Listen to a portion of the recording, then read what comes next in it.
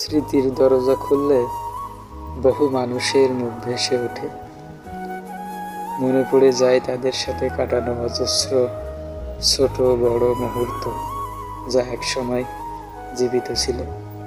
তারপর সবার জীবনে একটা বয়স আসে, যেখানে মানুষদের ভিড় কমতে থাকে, সম্পর্কের সুতো আলগা হতে থাকে, গণ্ডি ছোট হতে হতে হঠাৎ একটা বিন্দুতে এসে থেমে যায়।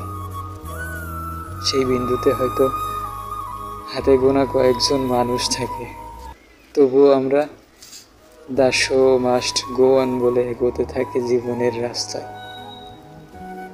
মহামারী পেরিয়ে যায়, বছরও একের পর এক কেটে যায়।